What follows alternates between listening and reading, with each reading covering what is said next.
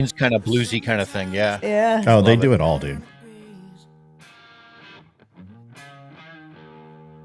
Anybody ever seen Whiplash? No, but I want to. Is that a movie? Oh my Yeah. God. So good. Yeah, honey. It's with Not my tempo.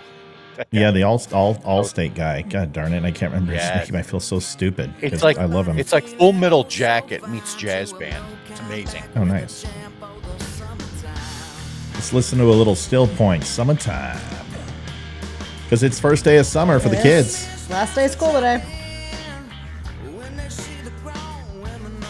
It's going to be a good show tonight. Welcome. Let's go ahead and get our Spreely listeners and Wimkin listeners on. Liv, let me know when we're green lit, please. Will do. As soon as we're good to go, we're going to punch the clock. Libby, I'm a little concerned. Are we on Spreely? Never mind, it just popped. Here we go. Let's listen to Brandon lay out some licks here.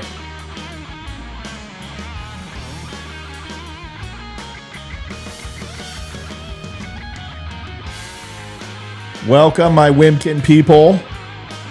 Welcome, Spreely. Welcome, YouTube. Welcome, Twitter. Welcome, Instagram. Welcome, Facebook. Welcome, Twitch, who got $150 from Twitch last month. I don't even know anybody watched on Twitch, but it's making revenue, so who cares? Facebook people. Rumble. In the jungle. We got 16 seconds. Pop and smoke off Wimkin. Goodbye, y'all. Just on my side. You'll still hear us. We got 7 seconds. Leroy's in the house. Should be a good show tonight. We'll be right back.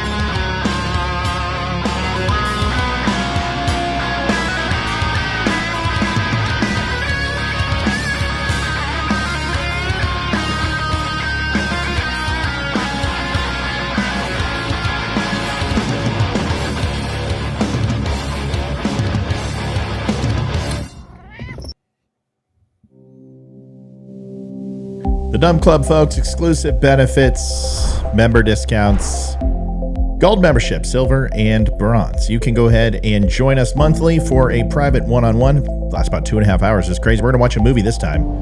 I think we're going to watch Primary Colors if you haven't seen it. But you also get a bunch of other stuff, quarterly gift boxes, whole bunch of stuff. Come on by and join up. About 10 days away from that show. TheDumbClub.com.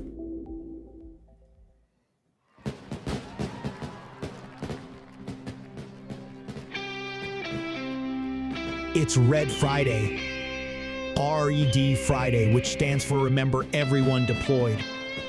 A movement designed to honor veterans and deployed U.S. troops by wearing a red shirt every Friday. As simple as that may be, Red Friday is a great way to back those who serve our country. Go to DUMShow.com and search for Red Friday to get your red on.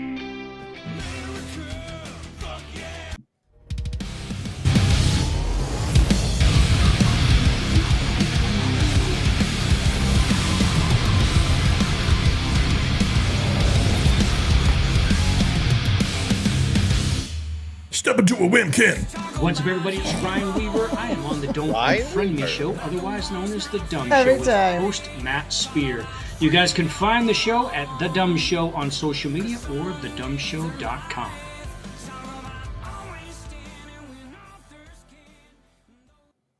Adjusting transmitter output. This is the Don't Unfriend Me Show with your hosts Matt, Leroy, Amy, Olivia and Mike. Geopolitics, military analysis and election coverage. Coming to you live on the Spreely.tv network and all major social media channels at The DUM Show. Honest, direct, unfiltered. We can agree, we can disagree. Just don't unfriend me.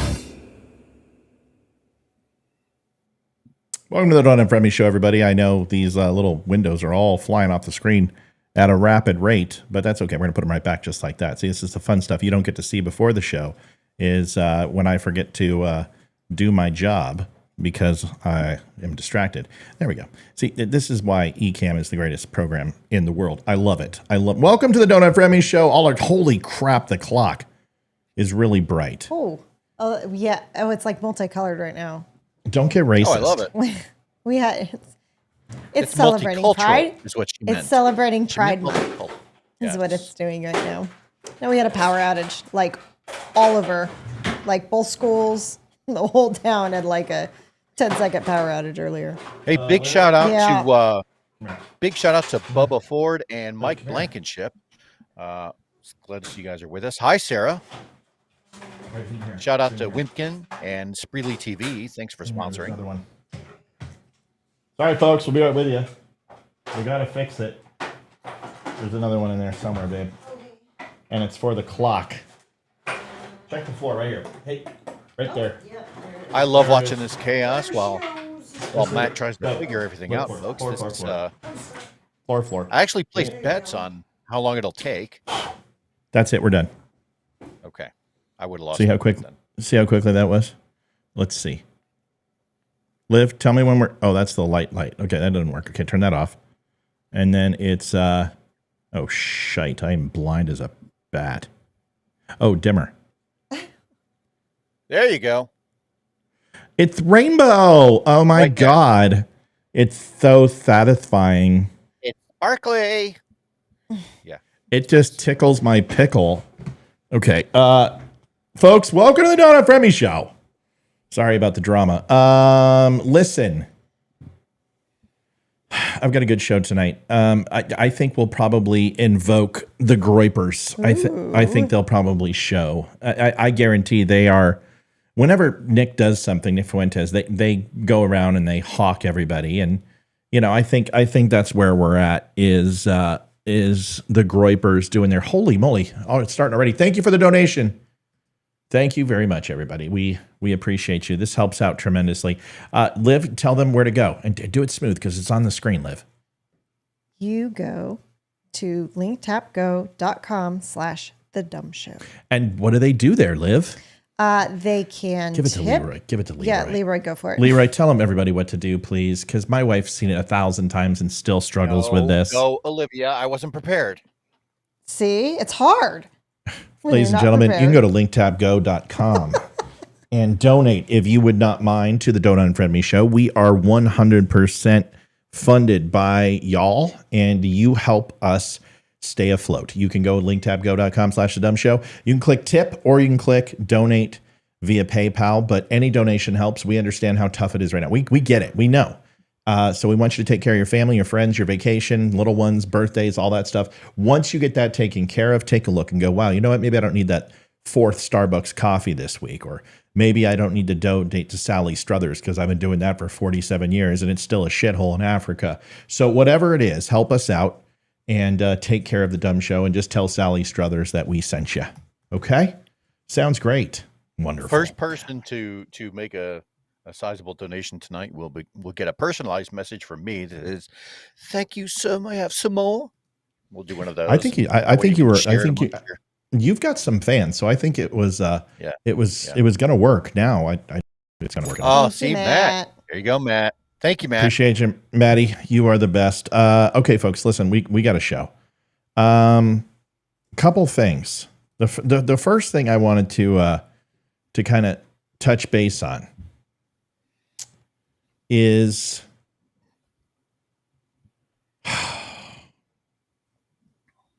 the Second Amendment and abortion have absolutely nothing to do with each other.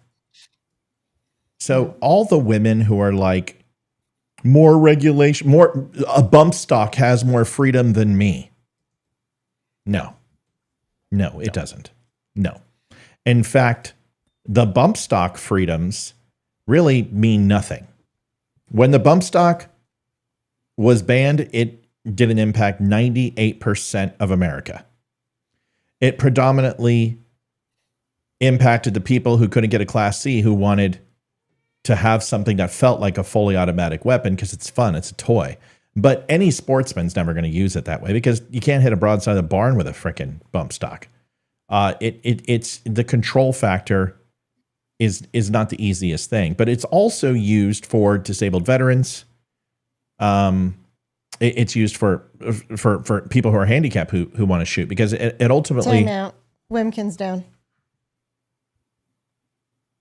Why? It was up for 1:55. I'm not sure, but it's down. Well, there's nothing I can do. You have to call Jason. Liv? Okay. I'll call. Pick up the phone and call Jason. Drop my mic. And ask him what's going on because I don't know. Yeah, I can't fix that. I can't turn off the show for everybody, unfortunately. Just I can't do it. Which sucks because I really want Wimkin on. But what? Let me think. It's kind of bluesy kind of Let me thing. think. Yeah. Let me think. Hold on. I don't mean to be snippy. Yes, I can do it again. Wait, don't call him. Your mic's on. Go ahead. You're hot. I need you to fill some time and space. Leroy, tell him why a bump stock is not abortion, please. Well, I will say this. Thanks, It's Kevin. not that. Thanks, Kevin. First of all, the two are not the same. But something that the women who always tend to make that argument, the far left leaning women that do tend to make the argument of, oh, these weapons have more rights than I do. Yeah, that's not exactly true because think about this: can a bump stock vote? Can a bump stock travel across state lines without being heavily regulated? It's kind of bluesy kind of thing, yeah. So those types of arguments are just bunk.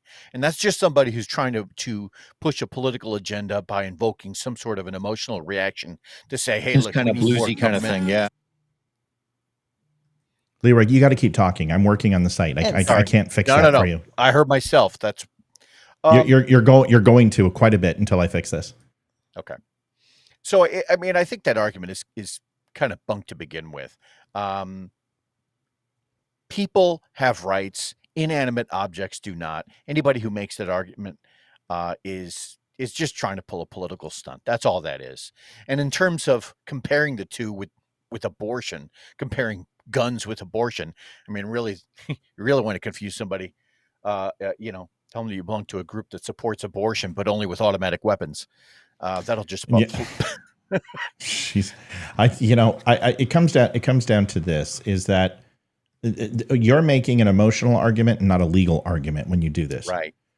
Because the entire abortion argument is tied to the 14th Amendment. It has absolutely nothing to do with the Second Amendment whatsoever. And honestly, the Second Amendment was designed to preserve life, not take it. And the whole Roe v. Wade was to make murder legal. So if you want to be, butthurt and upset that bump stocks are available, therefore more deaths are going to happen, I promise you this: there will not be more deaths with a bump stock than there would be with an accumulated total of rifles in any other given year. Because this is why. Because I can 3D print a bump stock. Sure. And it's not hard. I can make one at home. It's not like it's not like criminals follow the rules. So you can still do whatever you want. You can go to plenty of states. You can murder children. We understand that's what you want. And you have all those rights in your state to do that. So let's stop pretending that you don't. And we'll all get along a lot better. This lady came on and she called me a Hitler, Nazi. Stop trying to take my rights. I'm like, first of all, you've never had the right to murder. Ever. It's ridiculous. You never had the right. Well, And which right in the Constitution, says that abortion is one of those fundamental rights? Which one is that? If you could outline that for us, that'd be great. yeah. Liv, anything going on right now? Looking. Okay, here we go. It's just give it 1 second. It's coming right now. Okay. So it should be broadcasting, and then I'm going to get out of this as fast as humanly possible. So once I see this click, I got to shut her down. So, folks, just give us one more second. Going. I apologize. Keep going. No, we're fine. We'll just get some dead air. We're fine. I just need to see if this clicks on because it's Friday night. I would like to try to get this going here. Well, I do have a legitimate point on that too. Go ahead. Is that within the Constitution, right? You do have the right to defend yourself. You don't have the right to murder. Okay, fine. When you start picking apart that argument, and for the people that say, "Oh, well, really, what Roe v. Wade was about the right to privacy." Okay, so if you're going to murder someone in the privacy of your own home, you're making the argument that should be legal, then, right? That's within the privacy of your own home. That's what keeps it private, which is obviously not true. That is bunk. It is a bullshit type of argument, right? Really, what you're saying is you just want the right to kill unborn babies. So for the people that tend to make those arguments, their arguments always fall apart with even just a little bit of logical application thrown at them. That's all. That's all I had. Okay. Just hold on a second. Let me see if this works now. What did Jason say? Did he say anything? I haven't. I'll text him. Let's see. Yeah, you shouldn't. You didn't need to call him, but we this has got to stop happening. This is really impacting the show and the timeliness of the show, and everyone else shouldn't have to suffer because this keeps happening. So honestly, I don't know what else to do. I've done everything I can to try to get this to work, and it's no longer working. The only thing I could do is try one more thing. I'm going to end the broadcast on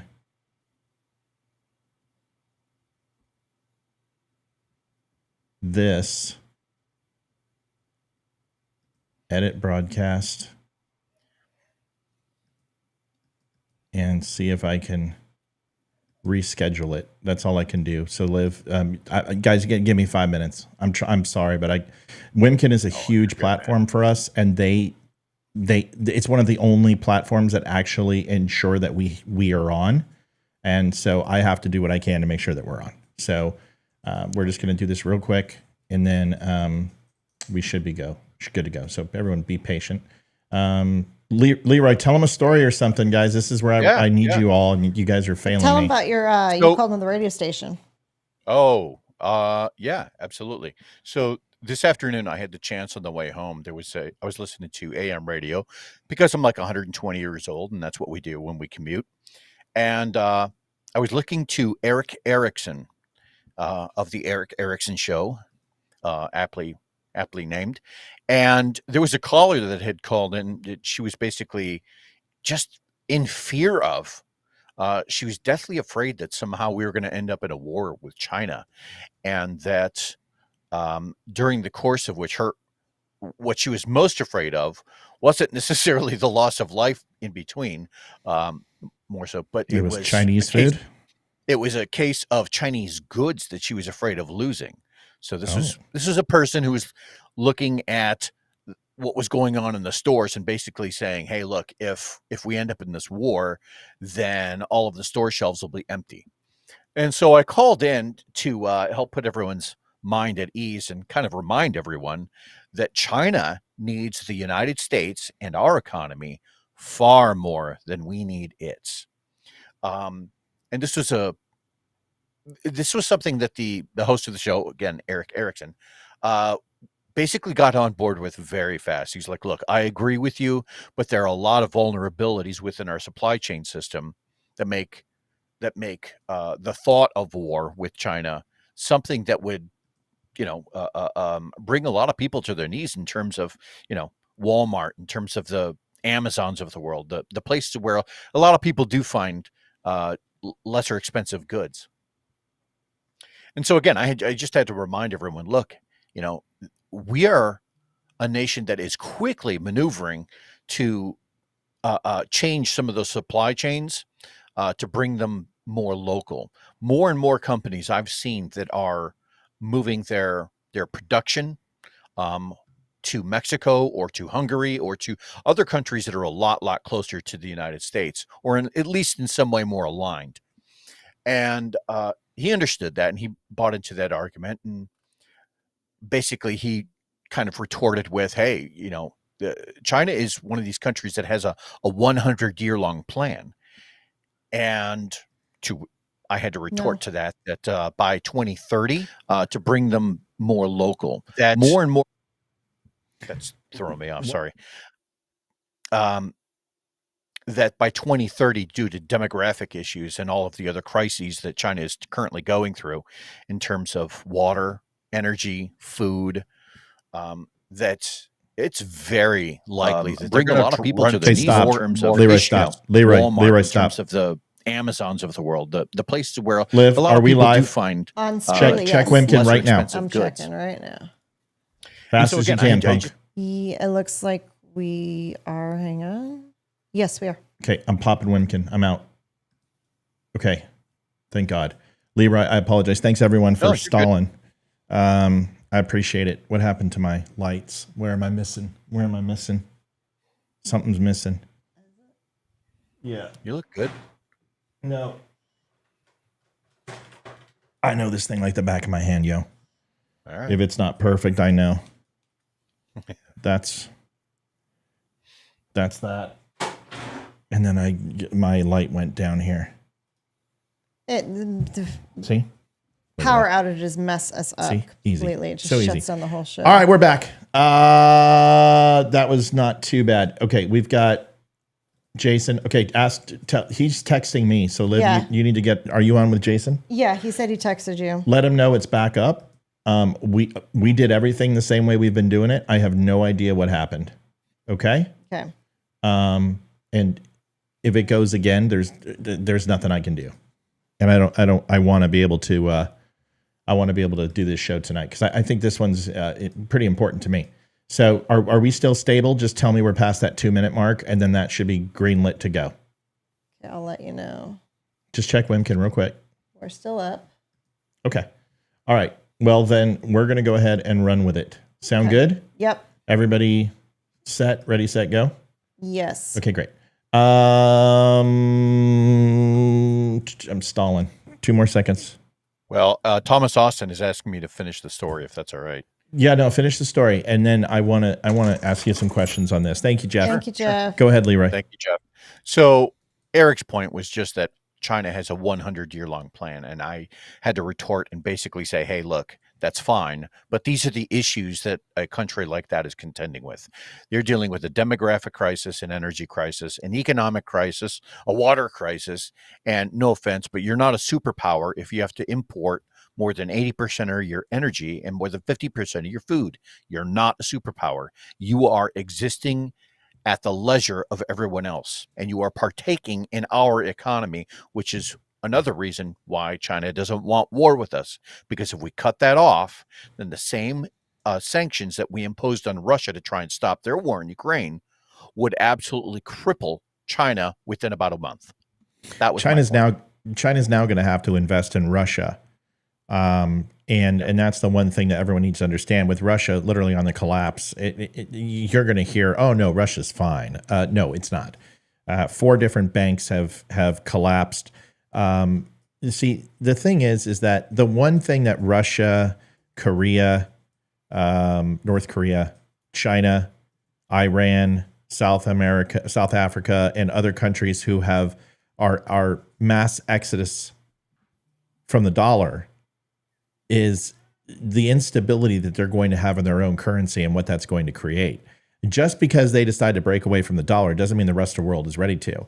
Just because Saudi Arabia decides to go ahead and get out of the overall dollar and oil and the petrodollar doesn't mean a new negotiation isn't going to happen the moment. Does anyone here think that the moment Donald Trump takes office, first day, the first thing he's going to do is negotiate a deal with Saudi Arabia with the petrodollar. That's probably going to be his number one, or he's going to open it up to multiple different countries to see who wants it. The United States is essentially, the best way to describe it is they're the savings and loan. And it's a wonderful life. And if there's a run on the bank and the savings and loan closes, everybody loses their houses, the town goes under. That's the United States. And you know, Jimmy Stewart is trying to save it. And he's trying to make sure it's protected. And, you know, Uncle whatever has all his little knots on his fingers. And that's the Secretary of Treasury. And then you've got the Fed. And then you've got the banking systems. And everybody's trying to make sure that the United States is solid. But in my opinion, Russia is throwing itself up against the wall, and it's going to bankrupt and cripple Russia beyond reproach. And Leroy and I told you they had 2 years of operating stasis to go into Ukraine. Where are they at? Liv? What's the date? Just look it up. It's easier. Yeah, I know they're coming up on 2 years. It's really close. I think it's going to be June or July? End of June, early July, maybe? Let's take a look. That's not it. It says 2014. When did the Ukraine-Russia war start?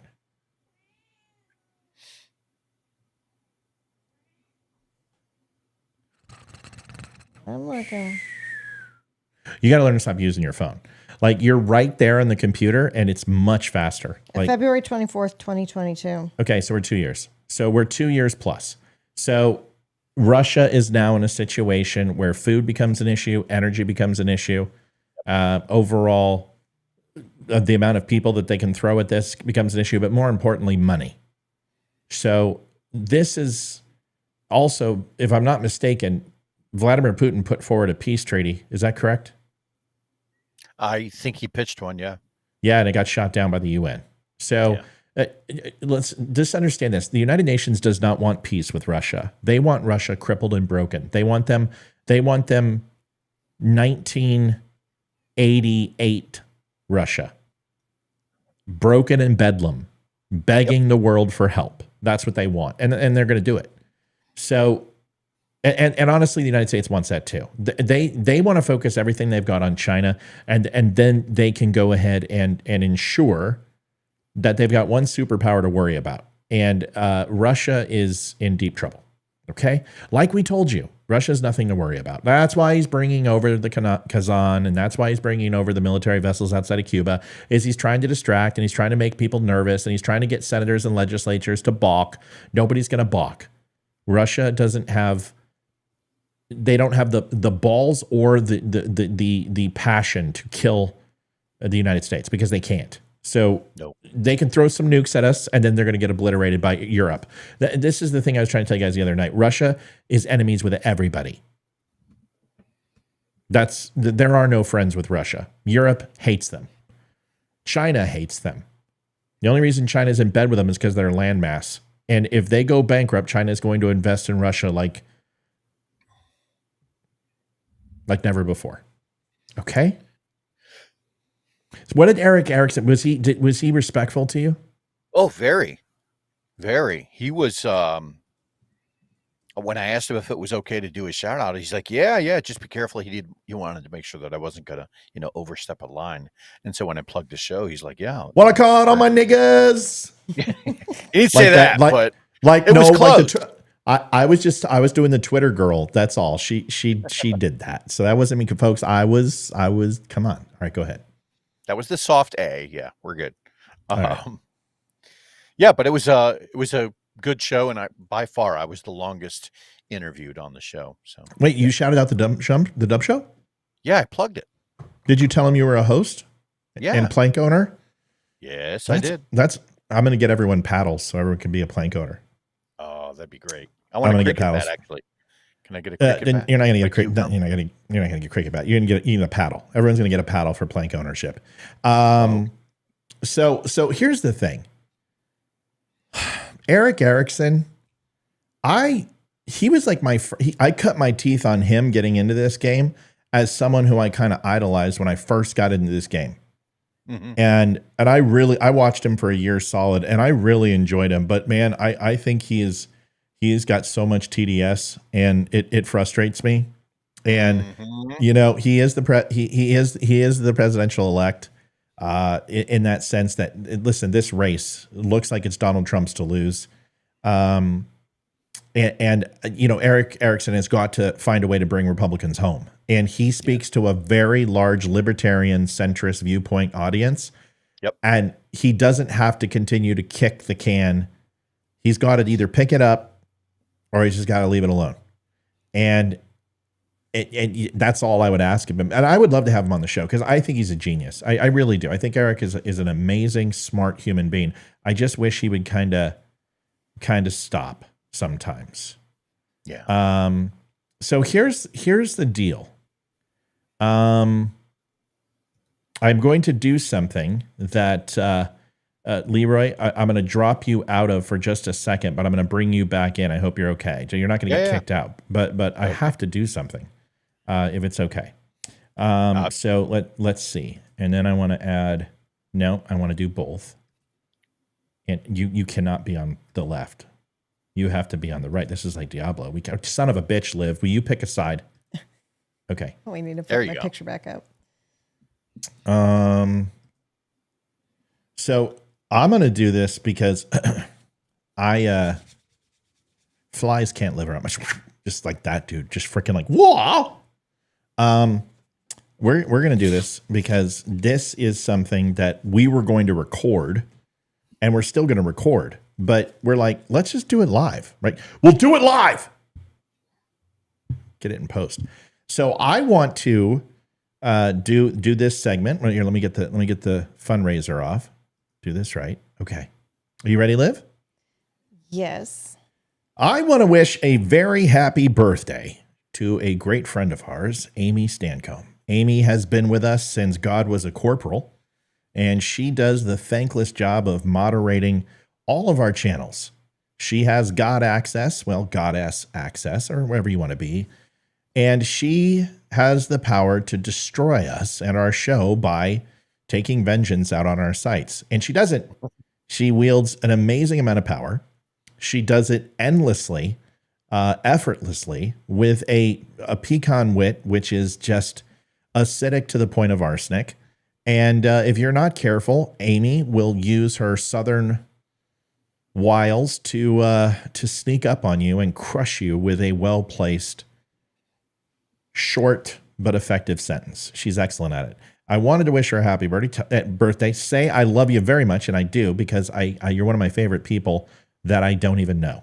And even though we know each other from the digital sense, and probably more than I know some of my best friends, and we've been through a lot together, I still have never broken bread with you. But it's enough, and I do consider you a great friend. So thank you, and happy birthday, not only for being a Dumb Club member, but happy birthday because you're amazing. Olivia, do you have something to say to Miss Amy? We appreciate you, and I hope you have a wonderful birthday. Wow. She's not the best color commentator in the business for anything, Chuck. I'm not a salesperson. Just a bit outside. It's not sales. It's just being you, and that's enough. And we love you for it. I'm going to bring Leroy back in. We will cut that for you, Amy, and send it. I will post the other birthday wishes we've done on the video section of the Dumb Club. If you like a birthday message and you want a birthday message, and also a message that you can pick about anything, if you just want me to sit here and tell you how good looking you are and be like, oh, you're such a stud, you're a great human being, I'll do that too and do a pump up video. But whatever you want, or if you want me to like slam somebody for you, I'll do that too and come into your post and make a video and tell them to shut the hell up. Whatever you want, go over to thedumbclub.com and you can subscribe and get your own videos too. Leroy, I'm going to bring you back in because I know you care very much about Amy, and I'm going to give you a second to say what you want. Amy, you do so much for the show, and so much of it, you know, it's one of those things where we can get to the end of the show, and just through my own neglect, sometimes I forget to say thank you. It's one of those thankless jobs, and but you know, I am saying thank you and happy birthday. And please, please, have a great weekend. Do something special for yourself. Hopefully, there's some cards or presents involved. So, yeah, happy birthday, kiddo. Thank you for what you do. Folks, also want to tell you something. We now have the Dumb Club Red Friday mug, and this one's cool because it's stealth. The red, really it has to be in the light to see the Red Friday. Otherwise, I don't know how it worked out, but I got it. I'm like, it's a black mug, and then I put it in the light. I'm like, oh, it's like Knight Rider. It's like or a Cylon. Yeah. From Battlestar Galactica. Anyway, so you can go over to thedumshow.com and get your Red Friday mug and also a Red Friday shirt. And thank you so much. Amy, we love you. I believe her birthday is Sunday, not tonight. Father's Day. I remember things. And it's Father's Day. Yes. Diablo weekend. That's it. It's Father's Day, not Father's Weekend. Hey. What? He said Diablo weekend. I said it's Father's Day, not Father's Anyway, Weekend. Leroy, so I don't know So what happened Matt. to live. It's so good to have you here, dude. It's good to see you, buddy. Hey, Bubba, you look really good over there. Oh, sorry. You look really good over there, buddy. Yes, you do. I'm going to go ahead and bring her back because she's throwing a temper. All right, so. I'm the one who goes shopping for your dinner, so if you want a steak dinner. And my dessert. Better be nice. All right, folks. Day, isn't it? Yeah, are we still good on Wimkin? I'm testing. As of right now, we are. All right, great. I'm glad we got it back up. But let's get going.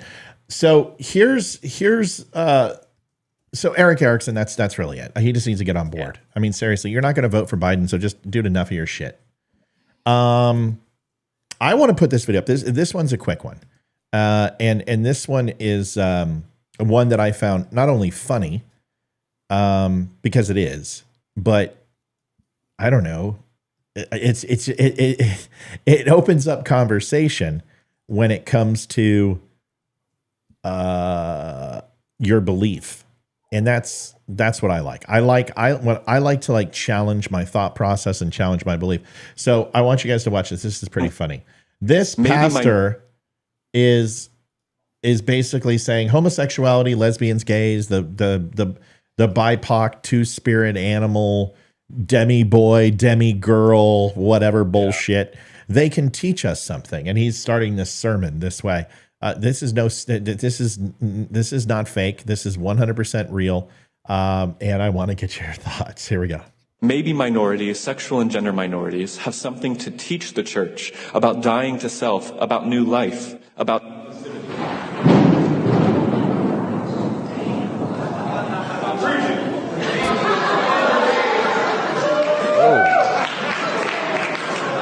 Or not. That was unnecessary.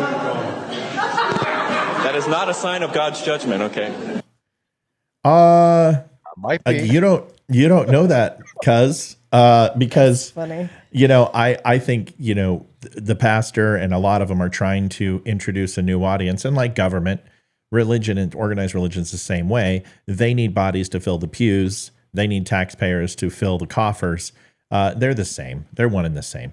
And although I don't consider religion to be a pay-to-play experience, I believe organized religion makes it that way.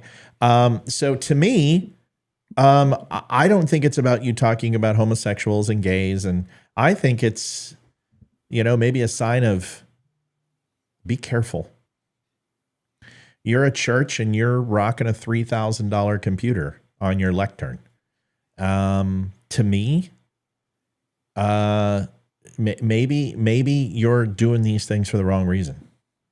And I can't judge him. I don't know anything about him, but I will tell you, if you are responsible for the family and you are the shepherd and this congregation's your flock, I don't know about leading your flock astray.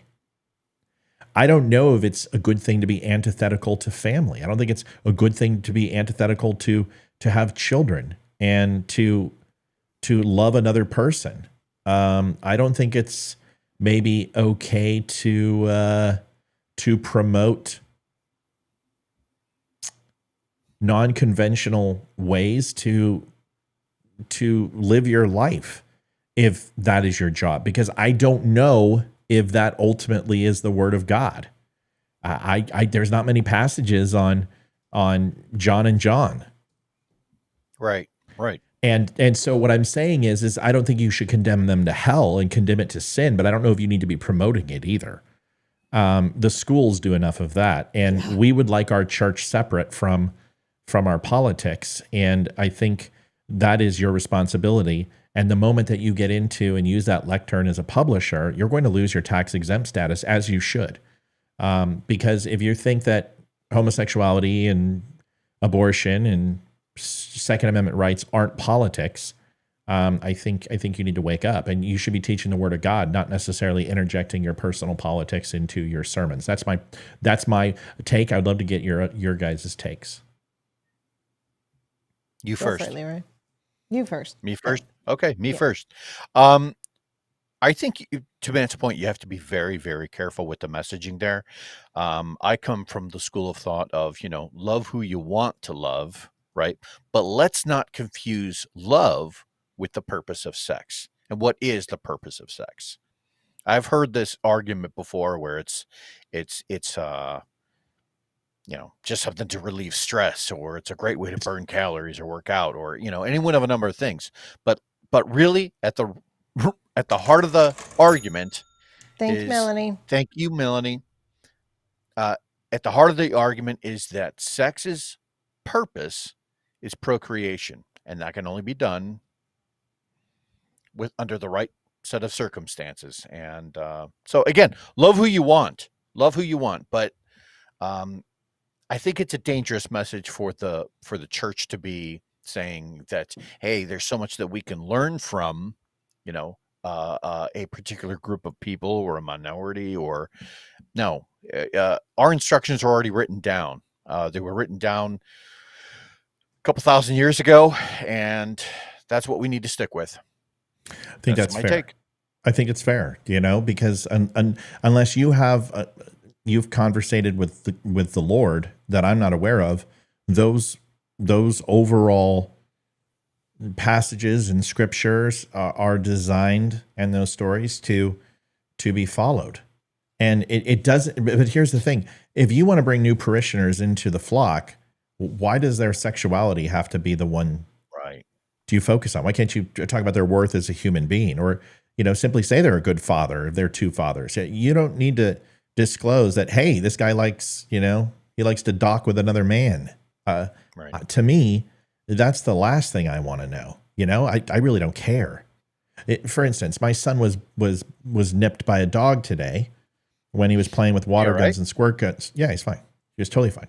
And it's a German Shepherd, and they're playing with the boys. And the German Shepherd went in to grab the water gun spray, and teeth came down on Ethan's hand, and it gave him a blood blister and then a scratch. So the dog wasn't trying to bite, but it's a German Shepherd, and they play. And of course, the Shep felt horrible, and the owner jumped in and everything else. But they're family friends.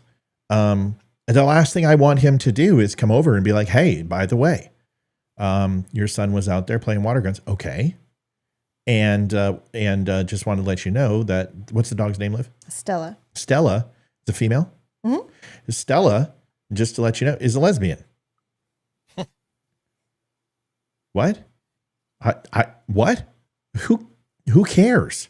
Right. I didn't want to tell you about your son. I want to tell you about my dog's sexual preference. That conversation never comes up. Unless I'm courting you in a bar, or I'm trying to date you, you don't need to do, or I'm trying to take your dog out on a date, which is really weird. You don't need to tell me that stuff. I don't care. I would rather hear that my son is safe first, because that's what's important. And then we can talk about the weather. And then if you want to tell me that your dog went and humped another dog, great. But it has nothing to do with my evaluation of that dog. That dog, I didn't go call the cops and say, put the dog down.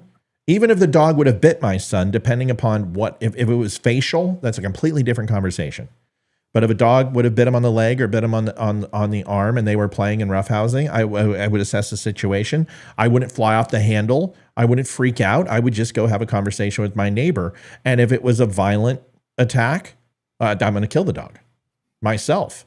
And either you put it down or I'm going to, right? But that's not what happened. And in fact, it wasn't even remotely close to that situation. There was nothing even a scintilla of that. She's an amazing dog. She's a beautiful dog. I love her to death. And she's fantastic. And I would never, even, like I said, even if it got him on the hand or arm or something, I wouldn't say put the dog down unless the dog wouldn't let go and was violent. That's a completely different story. This was an accident. So the point is, I don't want to hear, what color you are, what you had for dinner. Tell me my son's harmed and then how we can get him fixed. The same thing goes with a priest. I want to hear about God, and I want to hear how my soul needs repair. And I want you to teach me how to do it. I don't want you to tell me that Dick and Tom are bumping the beast with two backs against, furries. I don't care. Liv? Just like schools need to stick to teaching STEM, churches need to stick to teaching the Bible and what's in the Bible. Yeah. And homosexuality is not good in the Bible. If I'm not mistaken, Sodom and Gomorrah in that city were turned to stone because there was a lot of that going on in that city. So it's always looked down upon, but it doesn't mean that if a gay or lesbian couple decides to go to a specific church, like say the church that was in the video, that they have to condemn them and tell them they're going to hell and, try to preach the gay out of them or something. But if that preacher is open to, wanting to preach about homosexuality and say it's okay, well then welcome those couples with open arms and treat them kindly and tell your parishioners that, okay, it's not what's in the Bible, but these are good people anyway, and be kind to them, because the other thing is you are supposed to be kind to everyone. That is one of the things it does teach you in the Bible, is to be nice and to be kind. So that's fair. That's my take. I think it's very fair. Go ahead. Something both of you brought up, and I'm just combining this and distilling it down into one statement. The church's purpose is to address everyone's spirituality, not sexuality. Yeah, I think that's a very that's a good place to end it. The lesbian dog thing is, I'm not going to say anything that could offend my neighbors and try to use them as an example about him telling me a personal. I'm not going to make that. So I'm going to talk about the dog. Okay. So the last thing I'm going to do is mention my neighbors and then have them watch the show, which they do. And then, say something that's private. So I just made up something about the dog. It doesn't matter. Okay. The whole point is, you get my point. I don't care about your sexuality. I don't care what color you are. I don't care your religion. When you come to me, tell me what you need, right? I can't stand it when people come over to my house and they just, hey, and I'm like, hi. I said this a long time ago. I guarantee I'm autistic. Fully functioning, but borderline autistic. I've said this when I first started. I know I am. Because I am disassociated from human contact. I covet my wife. I absolutely need her physical attention. And I can't live without it. But everyone else on the planet, I'm okay. And now getting a hug from my kids, it used to make me uncomfortable. Now, like, my daughter was sitting next to me and she was leaning up against me and we were just sitting there talking and chatting like daughter and dad. And it was probably one of the most fulfilling and satisfying experiences of my life. Like, I was so happy. If I died right there, I would have been okay. Because it was just so real. And we were laughing and joking and we were sitting right next to each other at Ethan's graduation. Oh my God. And we were having a blast. It was wonderful. But I also know that my temper gets a hold of me. And under high stress situations, I go alpha. I go red. Like, you want me, like, if we're in a situation, we're in a task and the shit's going to hit the fan, you want me there because I am laser fucking focused and I will get it fixed, but at the suffrage of other people's sensibilities, right? Because I can be really short and I don't know I'm doing it until after. And then I'll be like, oh, I'm sorry. Like the other night with Leroy, I just got grumpy with him for no reason because I was, so I think we all have our own idiosyncrasies that make us, good at things and bad at things. And mine is I have a short fuse when things are stressful. And But Olivia will also tell you that during super stressful things, I'm calmer than calm. Like if it's life or death, I am like, dude, I am ice. Yeah. Isn't I'm that funny? ice. Yeah, it's so weird. Like little shit. Like I lose my shoes and I fucking flip out. But I hear a pop or I hear a gunshot and dude, I am like in go mode. Like I don't know why. Maybe it's training. Maybe it's just what we've been through in life. But during high like danger situations, I am an ice cube. I don't get scared. I don't get freaked out. I work the problem. It's one of those things where in a high stress situation, everything just tends to slow down. Yeah. Right. And I just process things just a little bit different as if to say, all right, what needs to happen? What do I need to do? Or how can I protect or, change the situation at all? I'll do that. But in times where I have either employees or whatnot that are, problematic, right? We'll say, or things that need to get done, I start going through that list in my own head and I get inside my own head. And next thing you know, it could be just nothing more than a series of very B type tasks, things that are inconsequential, minor. And next thing you know, I'm stressed to the max. It's weird how that happens. Well, it ruins friendships. Like it's ruined friendships of mine because people don't understand. And the reason why Leroy is probably still my friend is because he has a son who goes through it and he has an exuberant amount of patience. That's like a saint. Amy is the same way. My wife is the same way. And my neighbors don't understand because I don't go to events and I don't go hang out with them. Not because, like, if anyone hurt any one of my neighbors, I would go on a warpath that you would not believe. And if they hurt one of their kids or hurt one of their I would go to war. And I would defend any one of them with my life. Their house was on fire, go in and get them. If they were attacked, I'd go fight the person who did it. But I'm not going to hang out with you on 4th of July. And it's not because I don't like you. It's because I know my limitations as a human being and I don't want to lose you. I just know I am not everybody's cup of tea. So I have to slowly introduce people into my life. Pete is a fantastic example. My neighbor he comes over and talks to me once every few months and he knows. And he told me 3 days before, I'm going to come and talk to you next week and just knock on your door and come say hi. And I'm like, okay. And he knocked and we talked for 20 minutes and it was lovely. It's the people who come over and go, dude, 6-pack of beer, let's go. I'm like, get the out of my house. Just not that way anymore. And this developed later in life, right? So I don't know if this was a coping mechanism for loss. I don't know whether there was a trade-off where I was extremely naive and not very smart and couldn't put 2 and 2 together and I didn't understand things. And then something unlocked in my head. But I think there was a cost to that. I think I gained a high level of intelligence, very high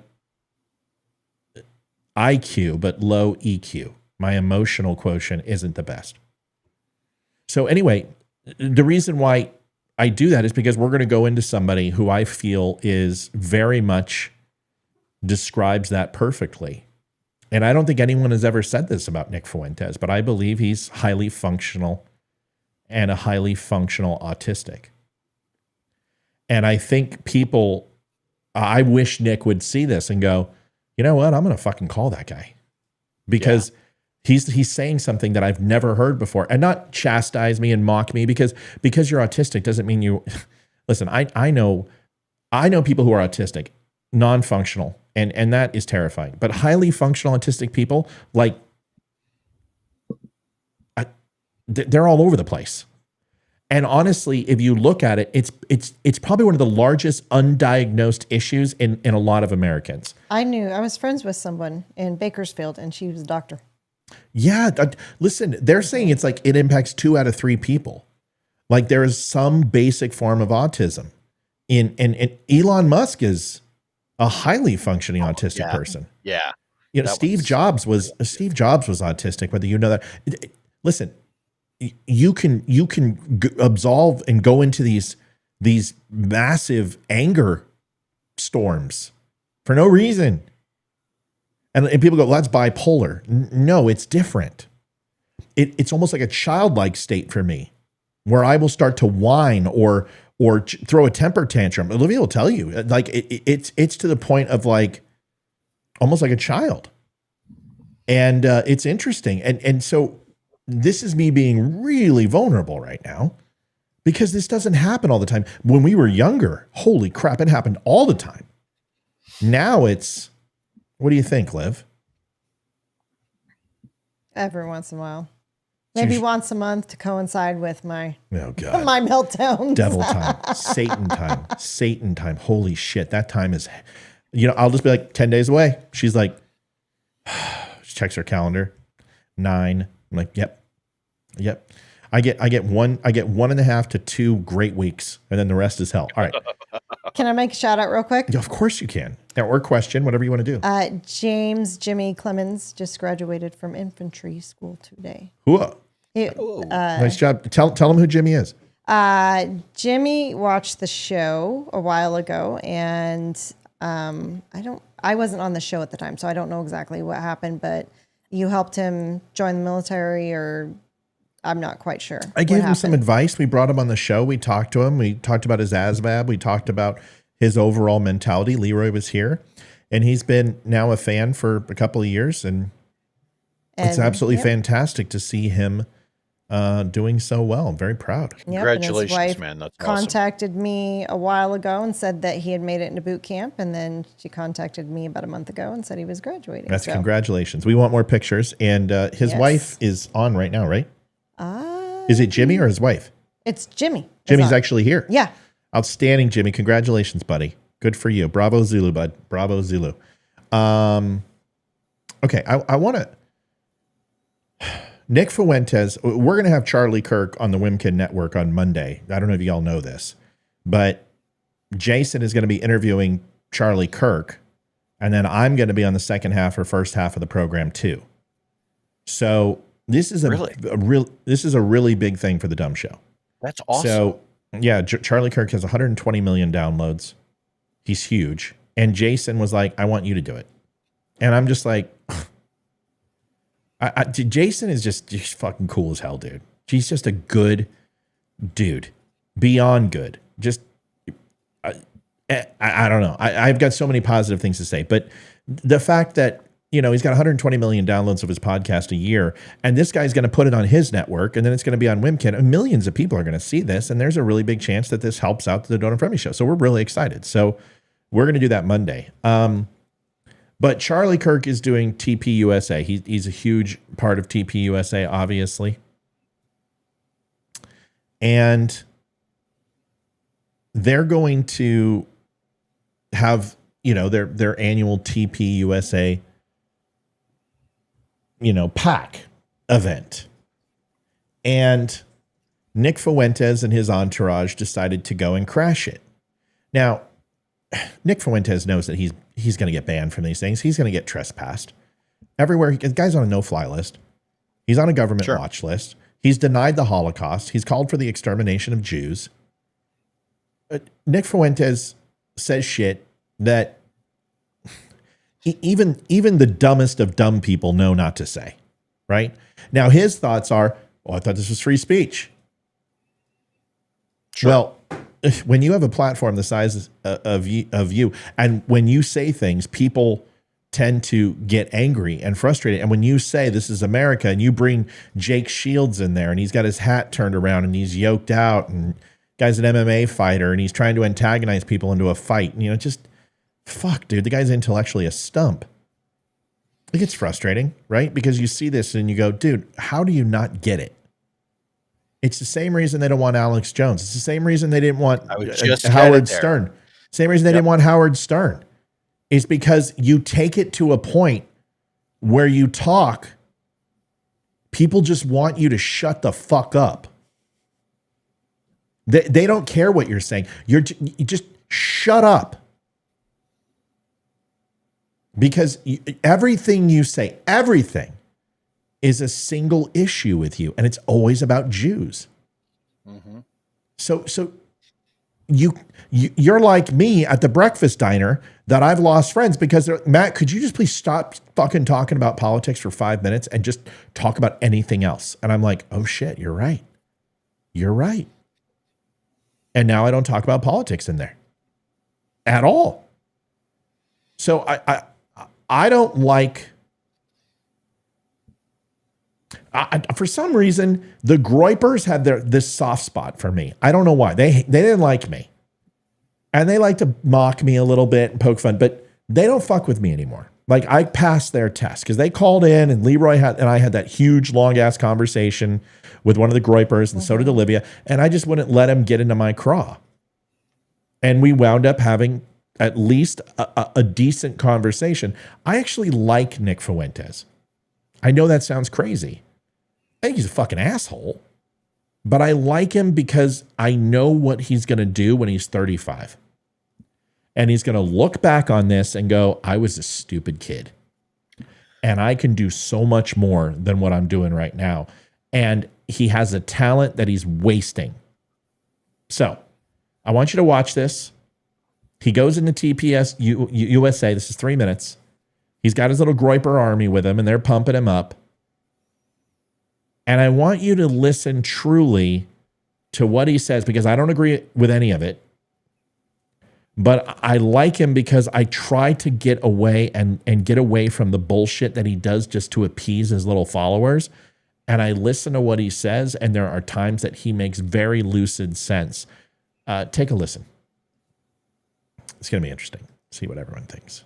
And I've got an opinion on this. And when I say I like him, I think what I mean to say is I like who he's going to be. Sorry, sir. Not allowed in. Allowed in. Now look at Jake Shields. The guy, fuck. And listen, you're a great fighter, and I wouldn't fight you from anywhere less than 1,000 yards away. Okay, it's just not going to happen. But you're a fucking brick, dude. And I think the hard part about this is that these guys just won't say the truth, and the truth is you hate Jews. You can pretend, no, we don't. We're Christians. We don't hate anybody. Dude, give me a break. This is what Hitler did. This is what the Germans did. This is what skinheads did, Ku Klux Klan. We're just good Christian upbringing, and we believe in America. We don't hate anybody. We just want you to stay on your side. Okay, there's a very, very big difference between someone who is trying to make people aware and people who are espousing hate, so they join your group and have someone to point fingers at. Here's the rest.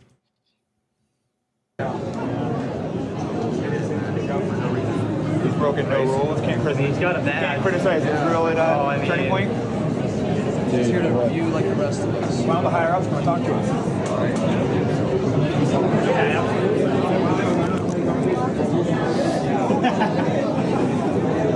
It's like, is it Israel? You can't criticize Israel at Turning Point? What was it? Is this an American event or is this an Israel event? I thought this was an American First Amendment, What's the reason you gave me? What's up? What's the reason you gave me? They didn't give a reason. They just said you're just not allowed. I've just been informed. By who? Hold me. Am I being detained? No. First of all, that guy's special forces, so anybody wants to take a jump, do it. And if Jake Shields thinks that MMA rules are going to apply with somebody from special forces, I understand Jake Shields a bad. Works. Which one's Jake Shields? Jake Shields, I'll show you. Jake Shields a bad mother. I wouldn't fight him, but that guy right there would. And you might want to understand. Okay, this guy's calm, cool, and collected. He's got no problem with bringing the pain. That's not a ring, and there are no rules out there. I'll show you who Jake Shields is. Like literally broken no rules other than criticize Israel, and I thought we're American, not Israel. That was my take. Yeah, the field rep said he was fine. I mean, that's Jake Shields with the blue hat right here. Okay. And he's the guy who literally his eyes are darting around because he's making sure cameras are on. He's new to this game. This guy basically, he's huge from an MMA standpoint. And I think he's a 6-time world champion or some shit. I mean, he's a badass guy. And I respect him as a fighter. Completely respect his skill set. Like mad respect. I respect him. But just like I don't want to hear from LeBron James and fucking Colin Kaepernick, I don't want to hear from you. I don't want you to hit people.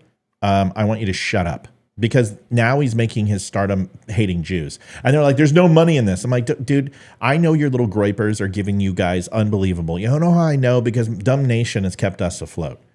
Okay, you guys have millions of followers, and I promise you guys are raking in the cash right now with the Jew hate. So don't sit here and pretend, oh, there's no money in it. Yes, there is, or you wouldn't be doing it. Is America? Is this America? It doesn't feel like America. Does this feel like America? Yeah, security's just doing their job. I have a comment on this one. We're going to. We're all gonna comment on it. We're just gonna finish it up real quick. I don't know. Is there anyone we could talk to, or bring the conference from the higher ups? Walk around, go upstairs, and the whole building. Well, why does the higher up? This guy's getting criminally trespassed? You could just talk to the higher up. I'm just curious, why is he kicked out? Why am I getting kicked out? What'd I do? What is curious about this is America, and there's no reason to get kicked out? Hey! What did he I do? think I remember you. I'm curious. Well, what was his offense? Marine Corps. But why though? What did he do? No. He knows. Do you criticize Israel? I don't. Can you not criticize Israel in America? Well, I do. It's because Israel controls this event. This is America first, not Israel.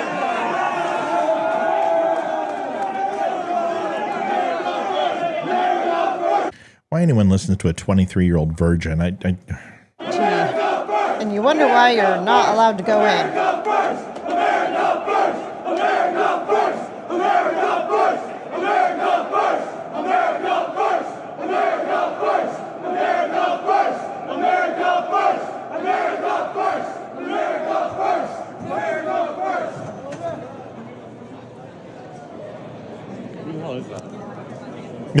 Who the hell Who is was that? it? I like it. I love it too. Who was that guy?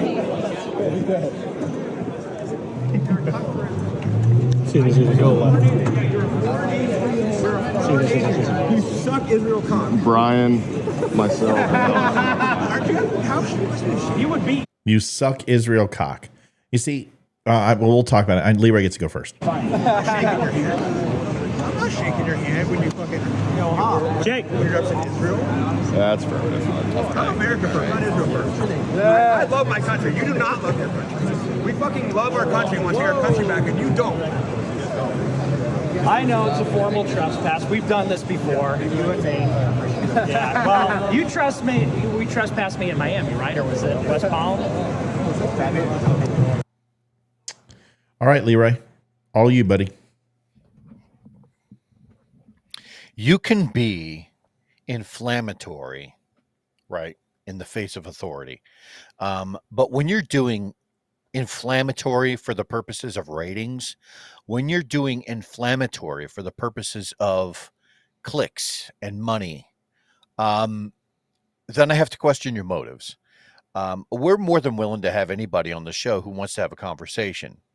But what he is doing there, his style of documenting all of this, which is this in your face, call people a sea sucker and everything else, that style of journalism, it doesn't work. It's not intellectually honest. It's an emotional reaction, and that's what they want. And that's not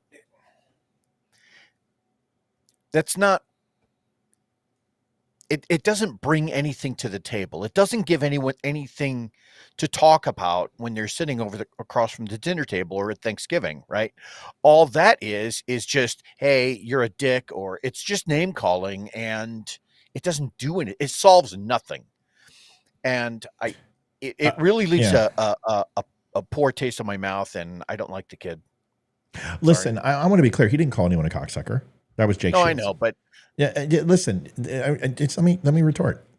I'm not here to defend Nick Fuentes. I'm here to say that the deplatforming of Nick Fuentes, I completely disagree, and I don't think that he should be censored. I think Elon Musk giving him Twitter, because I want to know where he is, and I want to know what he has to say.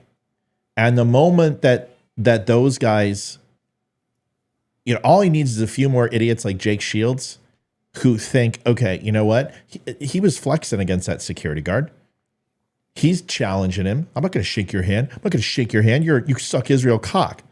You know, to me, I think Jake Shields is more dangerous than Nick Fuentes because Jake Shields is too stupid to understand that you're not going to get anywhere if people don't at least like you or can see things from your perspective when you're trying to influence them. They both need to read a book called How to Influence Friends, or How to Win Friends and Influence People, Make Friends and Influence People. It's one of the best books you could possibly read because it explains to you from their viewpoint how you are received. And Jake Shields, to me, if he just said that and go, Jake, do you want to fight me? Is this a challenge? You're a world champion. Do you think I'm going to pose some sort of challenge to you? Good, because that's not going to happen. Do you want to have a conversation? Because I will fuck you up 10 ways to Sunday for that. You want to go out and fire rifles? I'll mess you up 10 ways to Sunday to that. You want to go do A, B, C, D, E, F, G? I'll 10 ways to Sunday. But if you think that your skill set is something that you can overcompensate with to bully people into your opinion, you don't know. They're just going to hate you. Nick has dialed it back. Nick is now saying, well, I have a platform. I have some things to say about Israel. I have some things to say the way Netanyahu is prosecuting this war, and I don't like it. And you know what? I happen to agree with him. I don't like some of the things that Netanyahu is doing, but nobody's going to fucking listen to you, Nick, because you were a giant cocksucker for years. And you won't back up Trump. You're turning on him. You deny the Holocaust happened. You don't know anything about it. You've never been over there. You've never smelled it. You've never been in the soil. You've never seen the camps. You've never done any of those things. Yet you think you're an expert. Some 23-year-old kid who has never experienced anything in life somehow knows better than people who actually have loved ones there or have been there. And for you to sit here and say, well, now I want to be platformed, maybe you should have thought of that because nobody takes you seriously. Maybe what you should have done is talked about the things that you did know and you did understand and you were an expert on to build this. But you and I both know you would be nothing unless you hated Jews. Because that has a very large market. And I told people on October 7th, watch what happens on October 8th. People are going to tell you who they are. Believe them. And now Nick is like, hey, I'm the head Jew hater. Why won't you listen to me? Because you were the head Jew hater when there was no reason to hate on Jews. And there's no reason now. The last thing I'll say is this, and I'm going to leave it alone. The company that he keeps, the people he surrounds himself with, this guy's not a white supremacist. He's a fucking clown. Maya Yiannopoulos, Kanye. I'm not going to mention the guy who's gayer than a $3 bill, who he emulates. Dude, for a Christian nationalist, you certainly hang out with some people who you espouse negative things about, but behind the scenes, these people are your friends, and maybe you should just come out and be authentic. That's what I would love for Nick Fuentes to do, is to come out and just be really authentic. And let's not talk about the reasons that Jews did things that you hate. Why don't you tell me how you feel and why you don't like Jews personally? The things that happen to you. Otherwise, you're just a mouthpiece for fucking people who are haters. All right, that's it. Liv, do you have anything you want to say? Sorry. I'm not a huge fan. I've never watched anything except the video clips that you've played on the show. So I mean, I only know what you guys have talked about, but I don't like anything that I see. I don't like the way he talks. And same. He reminds me of the people who video when they get pulled over by a cop and they're extremely disrespectful to the police officers, how they're arguing with every freaking thing they say just to prove a point. First Amendment auditors. Yeah. Yes. And that's what he reminds me of. And I think those people are stupid. And I think he's stupid. That's my opinion. I just, you know, just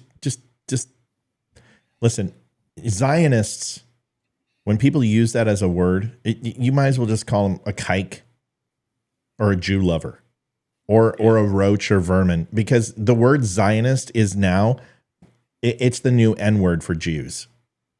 And you don't care about the expansion of Israel. You don't really believe that 0.06% of the population runs the world. You don't believe this. You have seen things that are tied together in a systematic way, which has led you to a reality which is not accurate. It's not that TPUSA is a Jewish-led event. Although Charlie Kirk has kissed the Wailing Wall and he's been to Jerusalem. And it's not that they won't platform you because you don't like Jews. It's because you're dangerous. And you can get their hard work demonetized and deplatformed, and you're not worth the risk. That's why you're not being platformed. You just don't fucking get it that this is a business.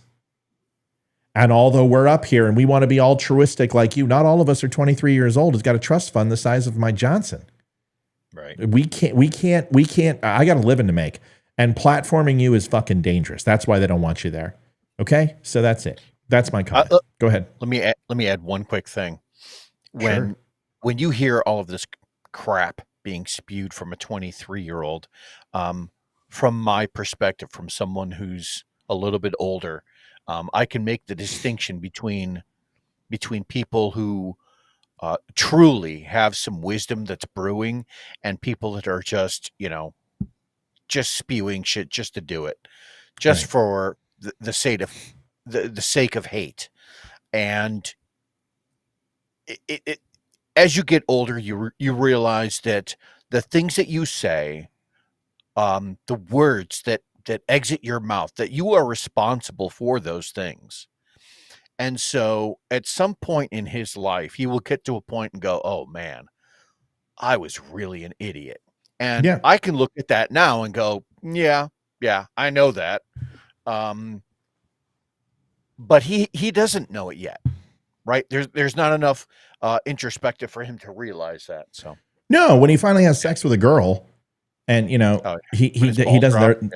No, they're a bunch of insults, right? Is that thunder? That was thunder. Good. Anyway, they're a bunch of insults. So they don't believe in having sex before marriage or some shit, or they don't like women either. And so whatever. It comes down to this. Stop crying. TPUSA doesn't want you there. And they're not anti-American because they don't agree with you. In fact, that's the whole point of American fuckface. That's the whole point, dipshit. Nicholas, is that you're sitting here, freedom of speech, but you objectify against their freedom of speech not to have you there and platform you. Right. Bro, you're entitled as the left. And you are totally a fucking millennial at times. Pardon my French. I just don't like when people believe that they're owed something. Nobody has to listen to your hate bullshit. Nobody cares. And you know what? I would respect Nick if he just come out and said, I hate Jews. You do. Yeah. Nobody who talks about Jews as much as you do. It's obvious. All right. Another one of my favorite people. This is just Matt's hit list on Twitter. Fuck. Ed Krasenstein, folks. He's back. Bueller. The boat is gently rocking. Bueller. Gently rocking back and forth. So, there's so much. This is Ed and Brian Krasenstein, the Twitter twins who stole 2 Justin Bieber accounts, who were had the FBI make them pay back $500,000 because they Ponzi schemed a bunch of their listeners, took 2 Justin Bieber accounts that were 1 million followers, took them over, renamed them, and became instant successes. We're duping multiple accounts. We're banned from Twitter. Now they're complete shills. We don't get paid by the DNC. Yes, you do. You're so full of shit. Everybody knows you do. Whatever. This is the Krasenstein brothers. God, these guys just make me want to just sterilize. I don't know so who they are. There's so much debate about guns in America. And we go back and forth, and nothing actually really gets done, right? And those who are pro-Second Amendment have a good argument. But those who want to protect our children and protect our families also have a decent argument. No, you don't. So, no, you don't. That's what the Second Amendment is for, is protection. It's not for offense unless absolutely necessary. Come on. Jeez Louise. Be done. this is what I believe is the best solution. We don't need to ban AR-15s in my mind. Listen I to know I'm this probably shit. going to get a lot of heat from the left for saying this, but I think the better solution is to reclassify. Folks, if you dislike Ed and Brian Krasenstein and you want me to continue to call out people like Nick Fuentes and be fair, which I was, you can donate to the Don't Unfriend Me Show at linktapgo.com/the Dumb Show. It is entirely funded by you. We don't have trust funds. We don't have political action committees throw us money. We don't get dark money. We don't get money from the RNC and DNC. We just call it like it is, and we're winging this thing as much as we can, and your help pays the bills. linktapgo.com/the Dumb Show. You can donate. You can tip. We would appreciate it, and we will continue to embarrass Krasenstein because Leroy and I are going to pick him apart, and Livia will too. AR-15s and some similar weapons. And I mean, this could be something that changes depending on which firearms are used in the most mass shootings each year. I think, this can evolve. But those called handguns. And it's not even, AR-15s are used 12% in mass shootings, 12% of the time in mass shootings. Completely a fallacy. Handguns are used. Them as Title II firearms. And for those who don't know, Title II firearms currently include machine guns, sawed-off shotguns, certain types of explosives. Reclassify AR-15s in this category. And reclassifying it doesn't mean you can't buy the gun. If you're a responsible gun owner, you can still purchase this gun. Now, what does this do? Thanks, John. To the AR-15 if it's classified as Title II? It would require a tax stamp, which means you have to pay $200, and you would get the license for this gun. And if you were to transfer, you would have to get approved by the ATF to do so. Possession is tightly regulated. Tightly. There Consider, it is. Yeah. Go look who has a Class C permit. It's like 0.0006% of the U.S. population. Give me a break. More people have 18-inch penises. The firearm must be with its paperwork, so you can't just carry it around without the paperwork. I think that's fair, right? You got to register it with the ATF, and you can't transport it interstate unless you get approval from the ATF. So these aren't ridiculous restrictions on owning guns like this. It just makes sure that criminals have a much more difficult time of obtaining a weapon like this. It makes sure that children have a harder time getting it, or 18-year-old kids or seniors in high school have a harder time obtaining one of these weapons. So no, we don't need to ban them, in my opinion, but we can increase the regulation. And people are going to say, oh, but that's anti-Second Amendment. No, it's not, because we already have this same classification for multiple types of firearms. No. We have a classification, an overall distribution of rounds, which would be fully automatic versus semi-automatic versus single shot or bolt action or pump action. To give me this whole point, if you ban AR-15s, you are banning all semi-automatics. You're going to take 75% of the weapons available off the fucking market right now. How are you going to do that? Second, the AR-15, criminals are not using an AR-15. Third, you want to see me with an M1, you want to see me with an M1 Garand? You want to see me with my M1 carbine? You want to see me with a Ruger 14? I will wreak havoc like you've never seen, and with a wood weapon, and that will put an AR-15 to shame. This is what the left does. Olivia, I'm going to let you go first. Well, trying not to fall asleep over here is his voice. He reminds me of my college psychology teacher, that it took everything. He was gay? No, I don't know. But he used to be a clinical psychologist, and then he started teaching in college. And it would take everything to not fall asleep in class, because he just had the monotone voice, and you were just like, oh my God, I'm fall asleep. And the other thing I hear when he talks, we may lose power here, yes, folks. we may. Thunderstorms getting this show might cut off early. We apologize if it does. We're not going to be coming back on if it does, because if it goes out, we're toast. We're going to be out for a while. But it's loud. It's right over us. Go ahead.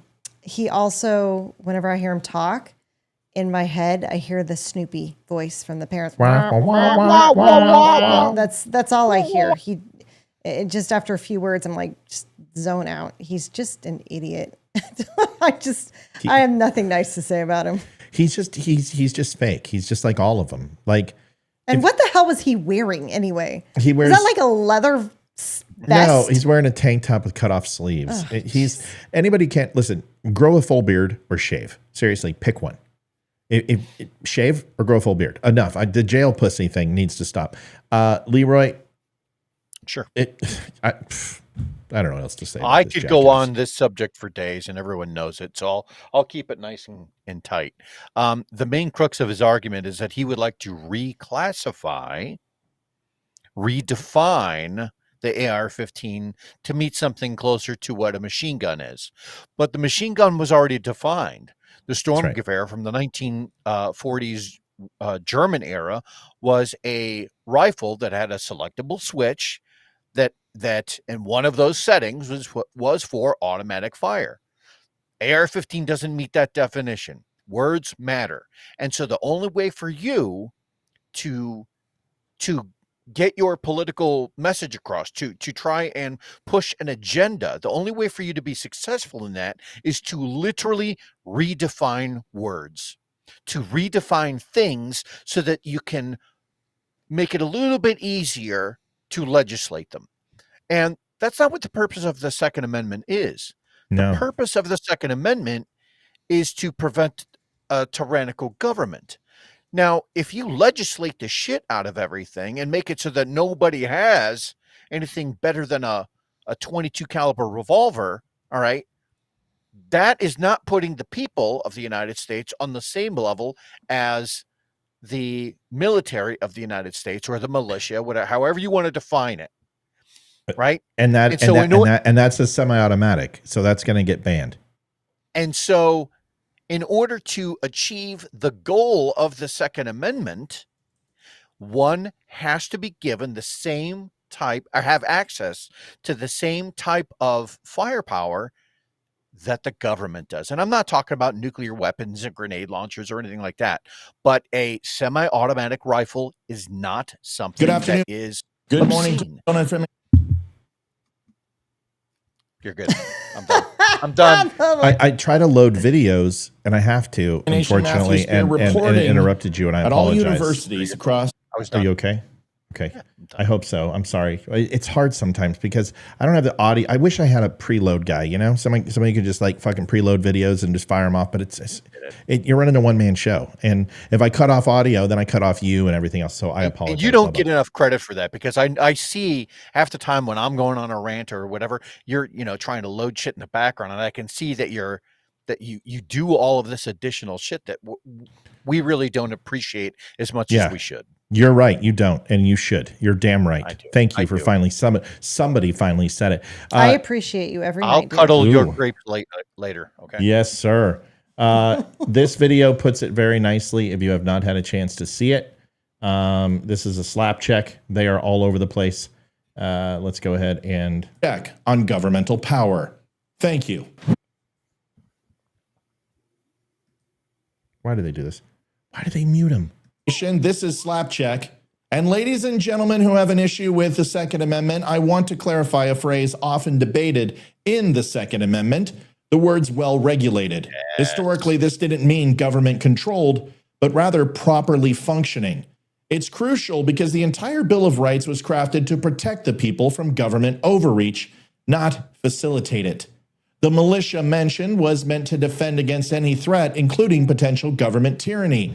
This context raises an important question. Why would the Founding Fathers, having just overthrown a tyrant, draft a law that could leave citizens vulnerable to government oppression? The Second Amendment isn't just a right, it's a crucial check on governmental power. Thank you. Boom. There it is. So this is an interesting one. Justin came in and decided to chime in, which we always appreciate. Fuentes is the future, he says. The youth does not care, whatever. Gen X opinions. Yeah, I don't give a fuck. Yeah, well, it's okay. I'm going to be a little bit more cordial than that.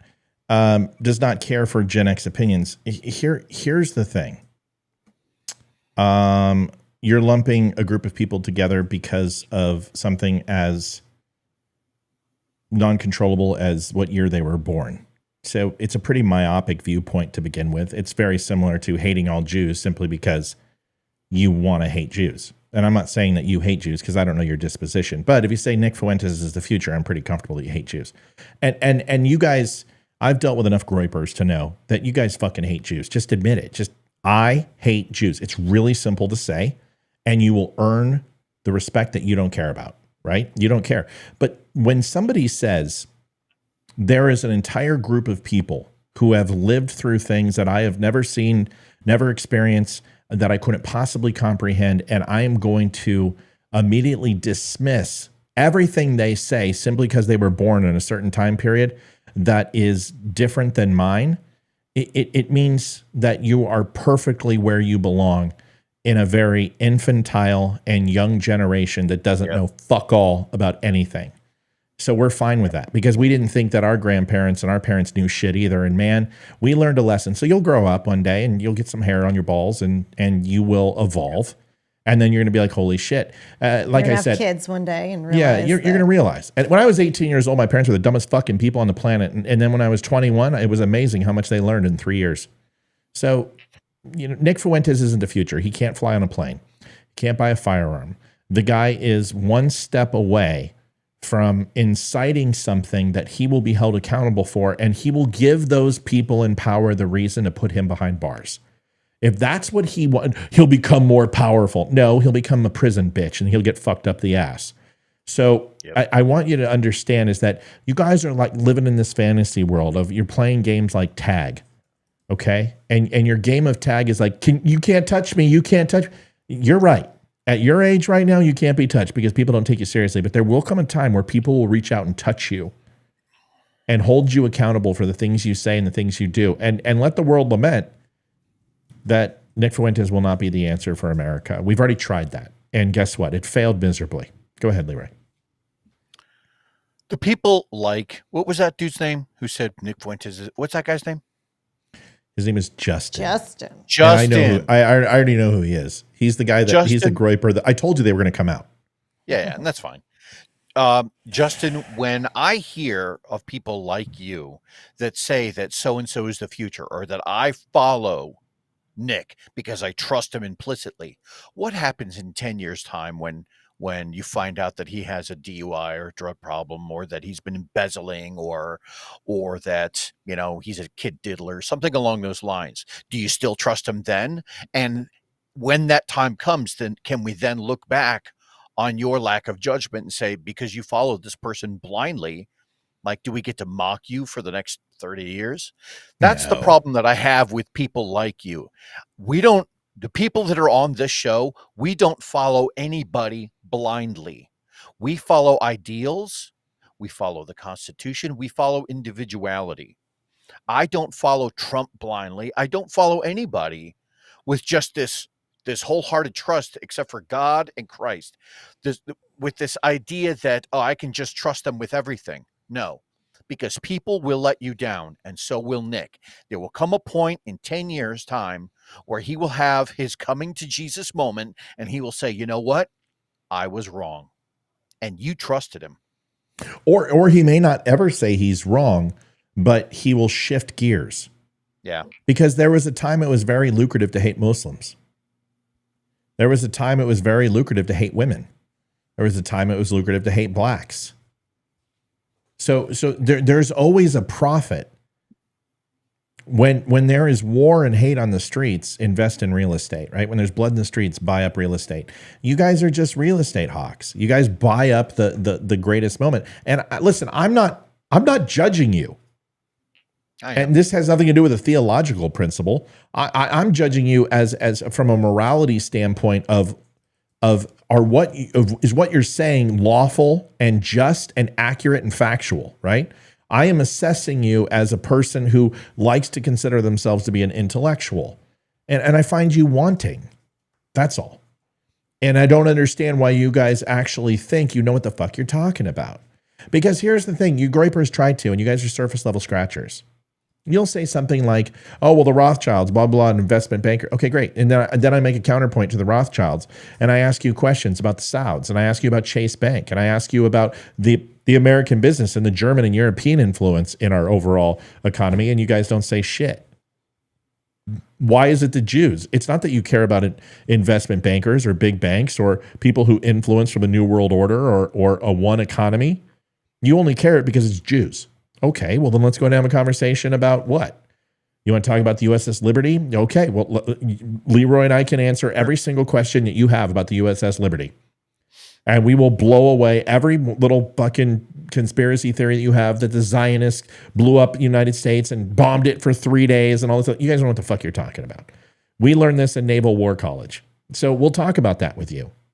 We've seen the things you haven't about that because a lot of it is still not completely out in the open. So you can say whatever you want and you can bring it up, but really there's nothing I can't learn about you because you guys are surface level onions. And once you start peeling back the layers, there's not much substance there. Exactly.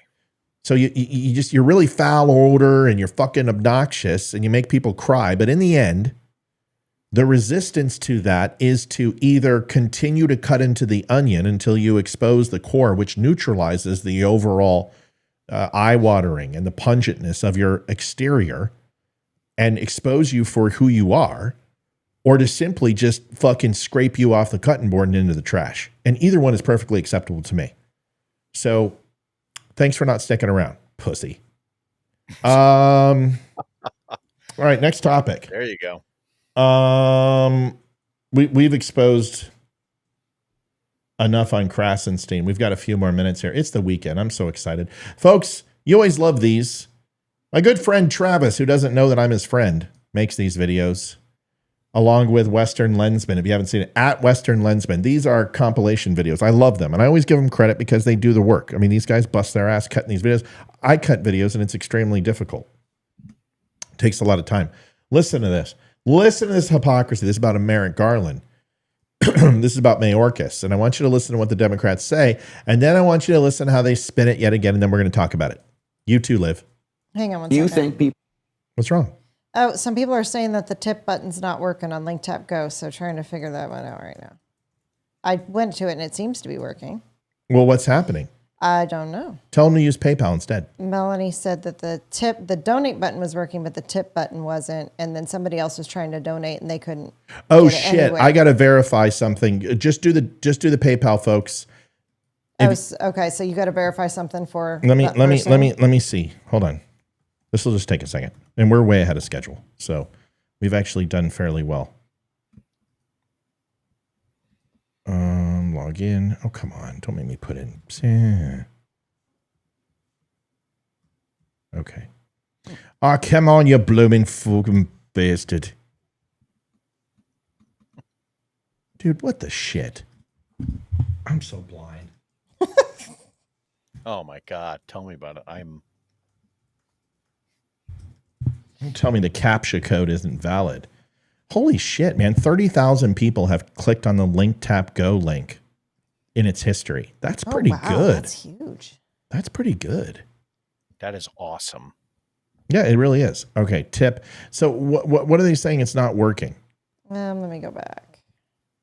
It said the tip on Link Tap wasn't working, but the donation worked. But the tip wouldn't click. When I went to it, it clicked. It's working for me, y'all. Refresh. Who's saying it? One person? Melanie and then Neva. Okay, you guys go to either PayPal, but it's working for me. I just did it, and I'm in here, and I can pick the amount of money that I want to do. Give it a try. Give it a whirl. Okay.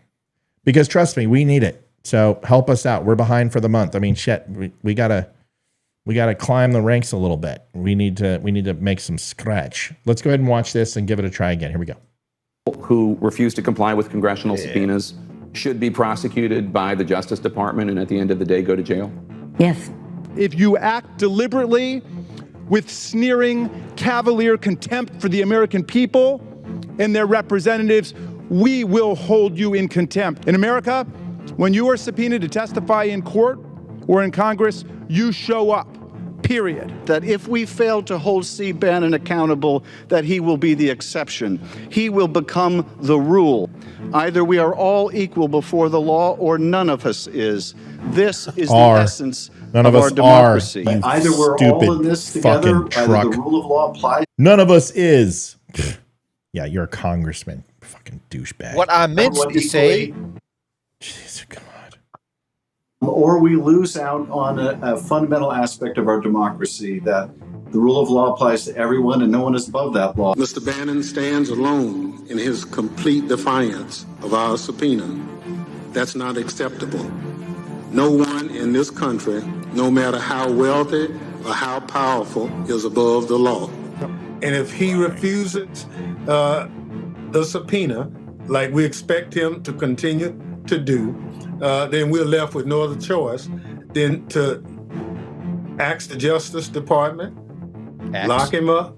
The plain fact here is that Mr. Bannon has no legal right to ignore the committee's lawful subpoena. If Steve Bannon is just going to flout his nose at a congressional subpoena and say that it doesn't apply to me, then he needs to be charged and he needs to. The guy's worth $256 million and he struck out all of it as at bats at the softball, baseball game. So you're a twat. Be put in jail. Mr. Bannon's willful disregard for the Select Committee subpoena demonstrates. Kinzinger. So glad that this douche plow is no longer in there. Hey, check your email for donations. For the American people's vision that defies the rule of law and rejects the will of the American people. We're serious about this.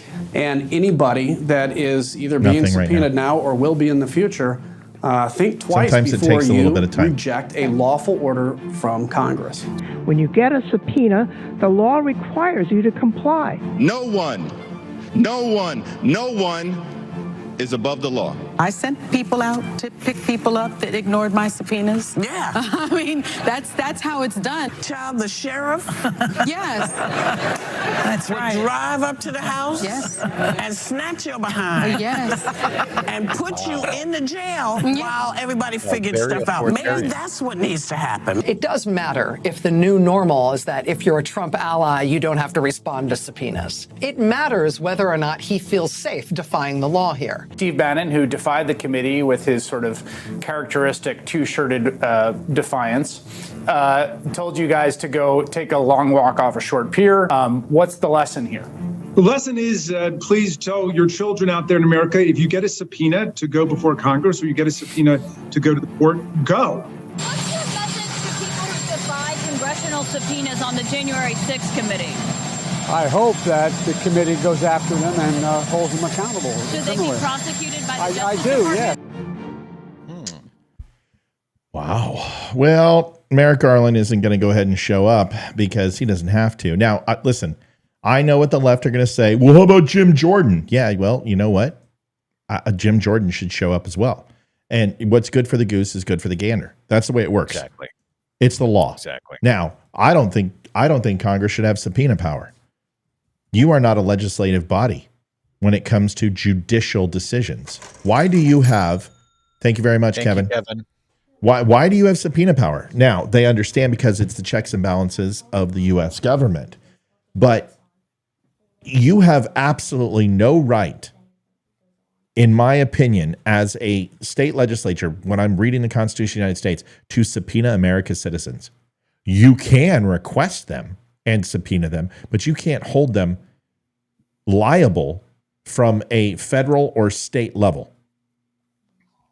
Your power, you can't even write a fucking parking ticket. Your power stops at the branches of government.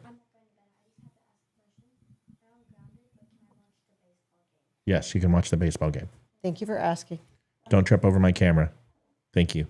So the power of state legislators in the House and the Senate. Senate does not have subpoena power. House does. And any subpoena power that the Senate does have is imposed or authorized by the House. You can't go and just subpoena anyone you want and put them in jail if they don't talk to you. This is why Hunter Biden wasn't thrown in jail. This is why the bleach bit douchebags from Colorado for Hillary Clinton weren't thrown in jail. government employees, federal employees, the House absolutely can subpoena them, but Steve Bannon has been out. It's not a lifelong process where you can go ahead and say, I served in the federal government, so the House can go ahead and subpoena me and I have to comply, or Leroy. Leroy is a federal, no, he's not. Yes, he is. Yes, he is a federal employee still. So therefore they can subpoena him and he has to follow, or he can be put in jail. But they don't do that. They're weaponizing this. And I can tell you there have been congressional subpoenas given out like candy and people have thumbed their nose at them and nobody's gone to jail. It is now being weaponized. Leroy? My biggest problem with that clip, and it's not a critique of the way it was edited or anything like that. It's a critique of the left, right? It's one of these infuriating things that bothers me about the left is that if they were to live by the rules that they're trying to impose on everyone else, thank you, Neva.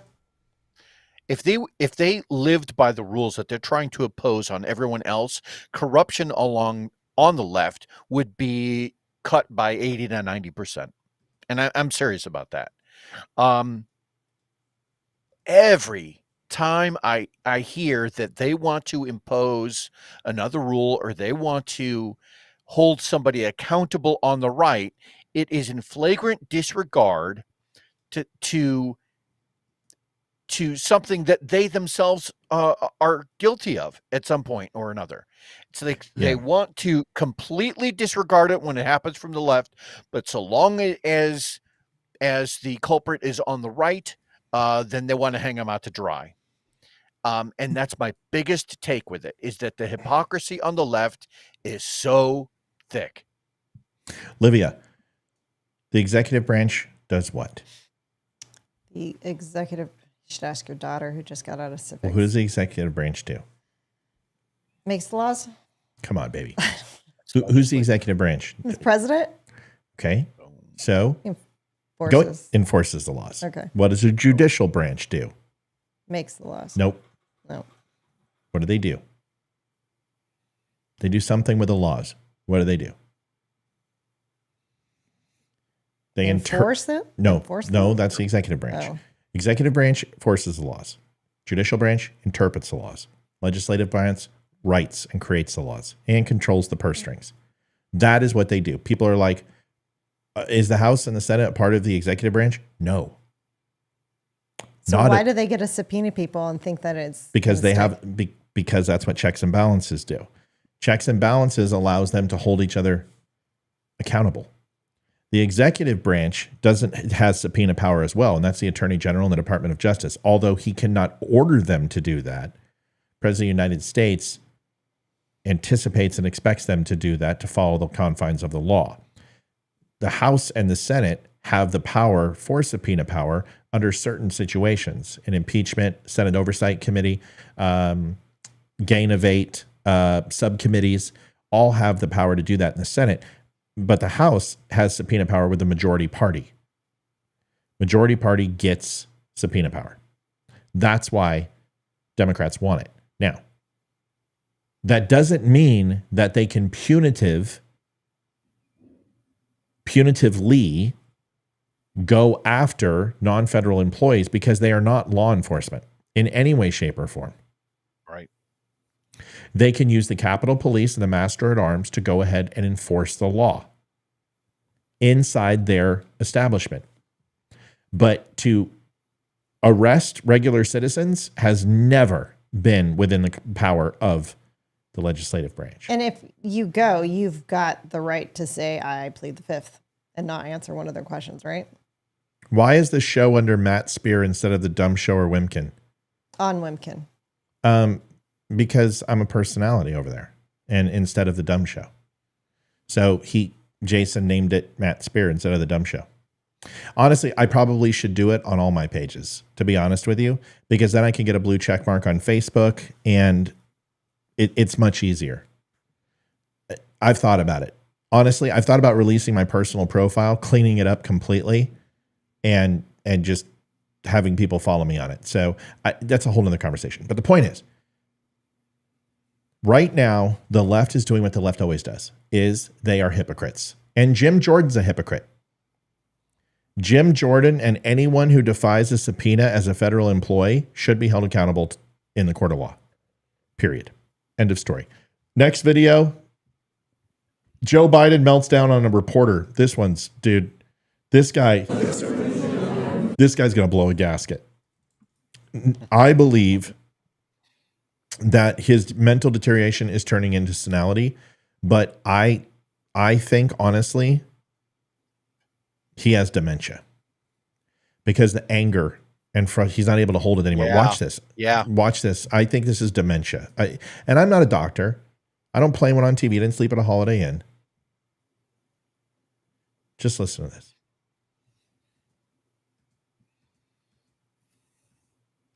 In the end. Yes, sir. And I know you're a typical press guy. You're grabbing me in front of this all this. And I trust you as far as I throw your phone. I have a good arm, man. I'm sure you can. I can throw it a long way. But my point is this. Yes. I have made very clear to the Israelis what they have to do in the near term. If they don't, what's going to happen? So what's going to happen? Is the U.S. going to cut off funding?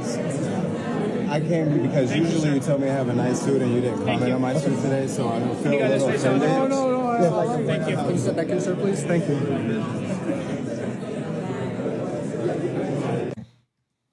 All right.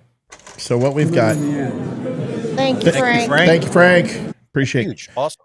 Thank you. And Neva, thank you very much. Or Neva. It's Neva. I guarantee it's Neva. Thank you for your donation too. Here's what it comes down to. He didn't threaten to throw his phone. He was kidding. Come on. Donald Trump called out the media and said, I put you guys in jail. There are points where you can just go, okay, you know what? That's just Joe Biden being Joe Biden.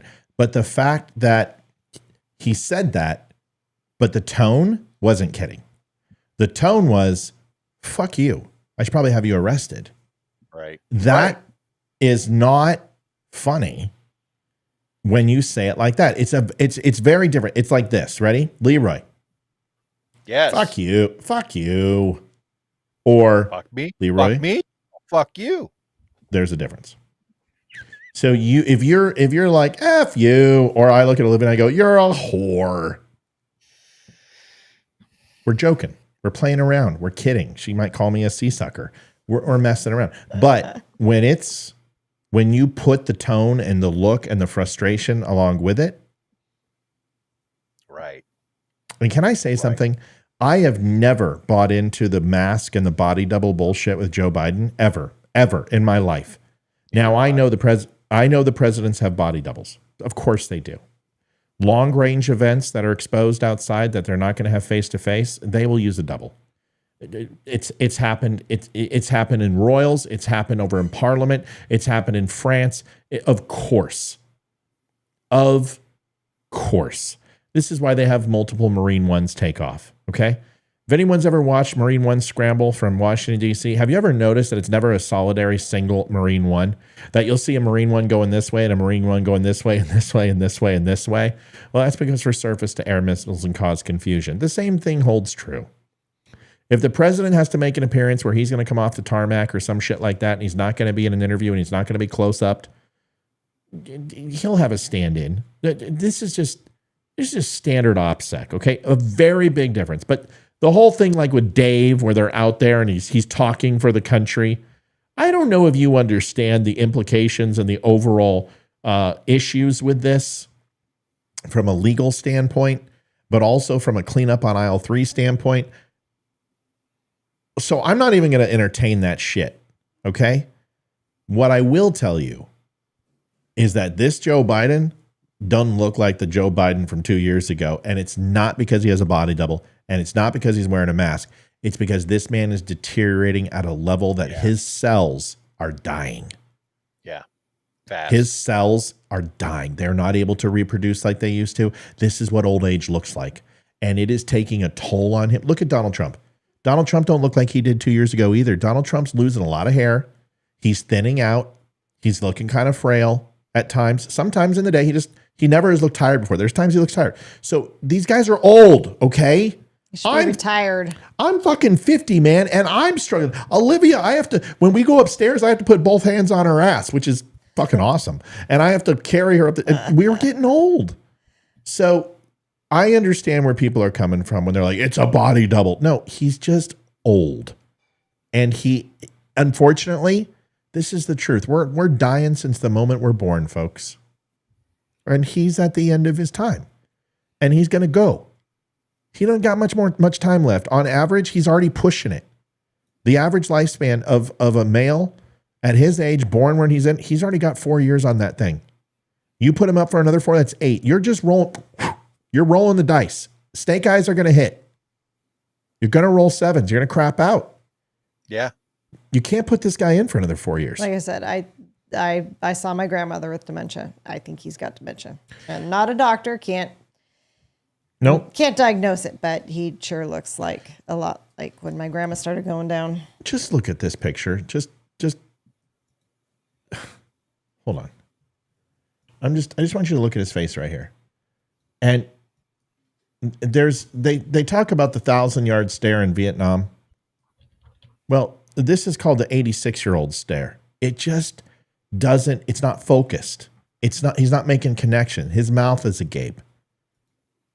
His brows, he just doesn't look good. He doesn't look there. Yeah. So anyway, Leroy, your thoughts on this? Am I overreacting or do No, think? I don't think you are. I think that as someone who has seen multiple cases of not only dementia or Alzheimer's, that is one of the hallmarks of the disease as it progresses, is that they become more agitated. They get a little more, what's the word when they Punchy. think that everyone is, when they think the world is turning against them, like paranoid. What the hell are you trying to say, Leroy? I mean, seriously, what? Paranoid. Sink in a little bit more, and they become more agitated and faster to lash out. And this is definitely something that you've seen that is happening more frequently as this campaign goes on. Yeah. It's just, dude, this guy should be sipping freaking Long Island iced teas on a beach somewhere, soaking up the sun, not too much because it's bad for liver spots, watching Matlock, Wheel of Fortune, getting an Afghan for his wife, maybe whittling a piece of wood or some shit with the dog. That's what he should be doing. Instead, he is doing a job and banker hours from 9 to 3. These 9 in the morning till 3. You cannot run the country on 6 hours a day. Donald Trump clocked 18, 19-hour days. And you just can't run the country, because here's the thing. While we're sleeping, half of the world is awake. And that's the truth. That's the truth. Half the world is awake when we're asleep. Last thing, and then, you know what? We're done. This is a good show. This is a good place to end. I noticed how the Groypers didn't come on. I wonder why. It was just one. They were here. Impressed. They were here. Oh, I know they were here. One. Because you know Just what? one. Because I was fair. I said some things about Nick that they probably didn't like, but I also said that the kid's not stupid. He's not stupid. He's just young. He's just fucking young. He's a kid. He doesn't know shit. No, he's just a kid. He's just a stupid kid.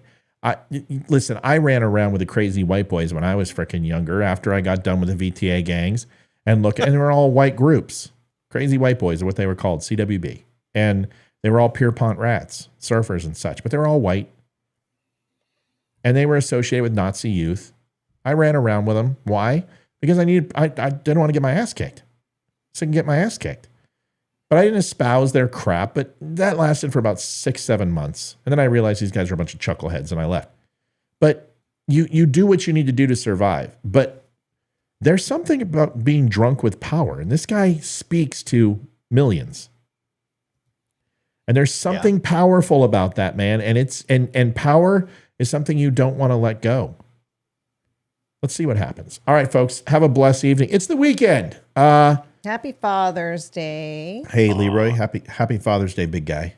Happy Father's Day to all, to not only to you, but to all the listeners who have been blessed enough to procreate. Happy Father's Day to everyone, and just know that you're appreciated. Father's Day is for fathers, not for women who are pretending to be men. So you're not a father. You have a day. It's called Mother's Day. And if you're pregnant, it's because you're a woman, not because you're a man. Okay? Happy Father's Day to you. Love you guys. We'll live. Tell them quickly when we'll be back. We got to go.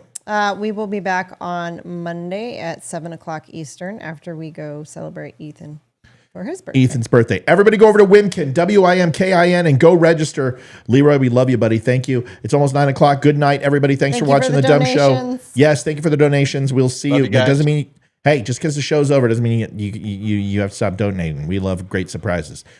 Have a great one. God bless. Go buy a hat, a shirt now. DUMShow.com. See you. Bye. Thanks, Leroy.